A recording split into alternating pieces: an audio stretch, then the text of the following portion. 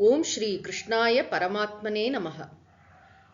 एवं बहुविधा यज्ञाः वितता ब्रह्मणो मुखे कर्मजान् विद्धितान् सर्वान् एवं ज्ञात्वा विमोक्ष्यसे।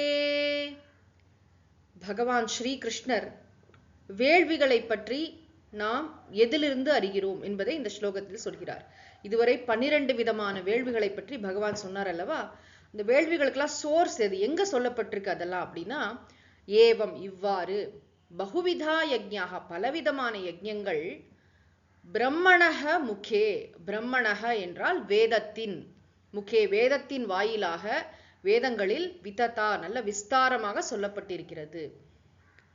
நாம் ரொம்ப முக்கியமாக கவனிக்க வேண்டிய ஒரு விஷயம் என்னன்னா, சனாதன தர்மம், இந்து தர்மம், நம்முடைய வாழ்வியல் அப்படின்னு சொல்லக்கூடிய விஷயத்துல எல்லாத்துக்குமே சோர்ஸ் எதுன்னு பார்த்தா ஆதாரம் வேதம் தான்.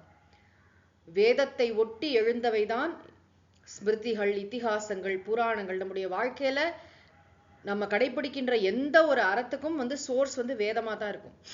வேதத்துடன் முரண்படுவதாக இருந்தால் அந்த நூலை ஏத்துக்க மாட்டாங்க. அப்படித்தான் இது வழி வழியா வந்து கொண்டிருக்கிறது. ஆக இந்த வேள்விகளுக்கெல்லாம் எது ஆதாரம்னு பார்த்தா வேதம். வேதங்களில் இது பற்றி நிறைய சொல்லப்பட்டிருக்கு. வேதங்களை பஞ்சமகா யஜ்யம்னு சொல்றோமே, அதுவே வேதத்துல சொல்லப்பட்ட விஷயம்தான். எல்லாமே வேத விஷயம். அந்த வேள்விகள் எப்படி இருக்குன்னா, தான் சர்வான் கர்மஜான் வித்தி. இந்த வேள்விகள் எல்லாம் செயல் வடிவமாக இருக்கின்றன. தான் சர்வான்னா அவை அனைத்தும் கர்மஜான் செயல்களிலிருந்து பிறப்பவை, வித்தி என்று அறிந்து கொள். கர்மஜான் அப்படின்னா செயல் வடிவமுடையவை. ஒன்னொன்னு ஒரு செயல். தானம் என்பது ஒரு செயல், ஹோமம் செய்யறதுங்கிறது ஒரு செயல். இப்படி எல்லாமே செயல் வடிவமாக இருக்கின்றன. ஏவம் ஞாத்வா விமோக்ஷ்யசே, இவ்வாறு புரிந்து கொண்டு, இவ்வாறு அறிந்து கொண்டு, ஞாத்வான அறிந்து கொண்டு, விமோக்ஷ்யசே மோட்சத்தை உணர்வாய். எதிலிருந்து? விடுதலையை உணர்வாய். எதிலிருந்து விடுதலை அடைவாய்?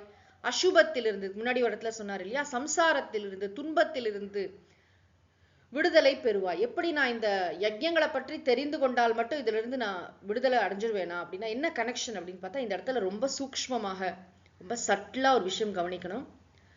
இந்த வேள்விகளை பற்றி வேதத்தில் சொல்லப்பட்டிருக்கிறது. வேள்விகள் கர்ம ரூபமாக இருக்கின்றன, செயல் வடிவமாக இருக்கின்றன. ஆனால் இதுக்கு முன்னாடி இந்த அத்தியாயத்தோடைய கனெக்ஷனை நம்ம மறக்கவே கூடாது. என்ன சொன்னார் பகவான்? ஆத்மாவாகிய நான் அகர்த்தா. எந்த விதமான கர்த்திருவம், செயல் புரிகின்ற தன்மை என்பது, கிரியை என்பது ஆத்மாவில் கிடையாது. ஆக இங்கதான் கர்மத்தில் அகர்மத்தை தரிசனம் பண்றது இந்த ஸ்லோகத்துல சொல்லப்படல. ஆனாலும் உரையாசிரியர்கள் அவ்வளவு அழகாக இந்த சூக்ஷ்மத்தை நமக்கு புரிய வைக்கிறார்கள்.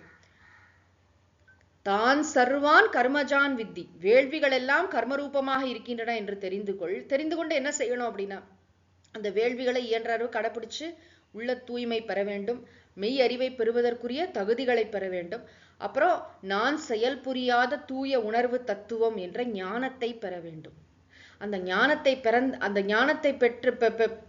பெறதுக்கு முன்னாடிதான் இந்த செயல்கள், இந்த வேள்விகள்லாம் தேவைப்படுமே தவிர, இதெல்லாம் வேள்விகளுடைய நோக்கம் என்ன என்பது இங்க அழகாக சொல்லப்பட்டிருக்கு. இந்த மாதிரி அறிந்து கொண்டு என்ன தெரிஞ்சுக்கணும்னா, இந்த வேள்விகள் வேதத்தை மூலமாக உடையவை, அவையெல்லாம் செயல் வடிவமாக இருக்கின்றன. ஆனா நான் தூய உணர்வாகிய நான் ஆத்மஸ்வரூபம் செயல்களுக்கு அப்பாற்பட்டவன். செயலுக்கும் எனக்கும் தொடர்பு கிடையாது. இப்ப நம்ம செயல் புரிந்து கொண்டிருக்கும் போது கூட, நான் பேசிக் கொண்டிருக்கும் போது கூட, நீங்கள் கேட்டுக்கொண்டிருக்கும் போது கூட, உடல் மன கூட்டமைப்பு தான் செயல் புரிகிறதே தவிர, ஒன்றே ஆன ஆத்ம தத்துவம், பிரம்ம தத்துவம், பரம்பொருள் செயல் புரிவதில்லை. இதை இந்த ஸ்லோகத்திலே நம்ம டிரைவ் பண்ணிக்கணுமா. இதற்காக தான் சம்பிரதாயமா படிக்கிறதோட முக்கியத்துவத்தை நம்ம பெரியவங்க சொல்றாங்க. சும்மா பகவத்கீதை படிச்சோம், ஒரு வேர்ட்ஸ் படிச்சோம், அதோட மீனிங் படிச்சோம், அப்படி இல்லை. இந்த ஸ்லோகத்துக்குள்ள இந்த அர்த்தம் புதைந்து இருக்கிறது. என்ன அர்த்தம்?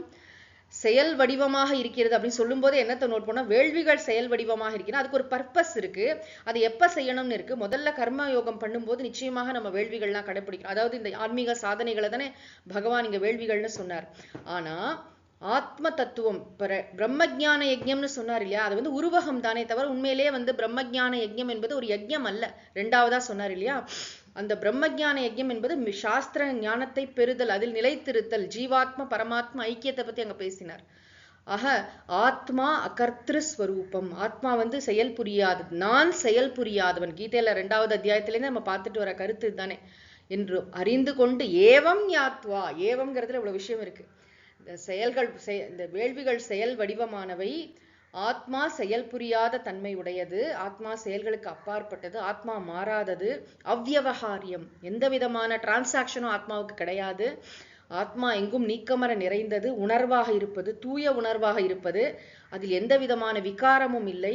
இதெல்லாம் ஆத்ம லட்சணங்கள் நம்ம 2வது அத்தியாயத்துல படிச்சதெல்லாம். ஏதோ ஆத்மாவோட லட்சணம், என்னுடைய லட்சணம், என்னுடைய உண்மையான இயல்பு, என்னுடைய ரியல் நேச்சர். அதெல்லாம் ஏவம் ஞாத்வா, இவ்வாறு அறிந்து விமோக்ஷசே, துன்பங்களிலிருந்து சம்சாரத்திலிருந்து முழுமையாக விடுதலை பெறுவாய் என்று பகவான் அவ்வளவு அழகாக இந்த ஸ்லோகத்தில் அருளி செய்திருக்கிறார். ஓம் சாந்தி சாந்தி சாந்தி. ஹரி ஓம் தத்சத். சர்வம் ஸ்ரீ கிருஷ்ணார்ப்பணமஸ்து.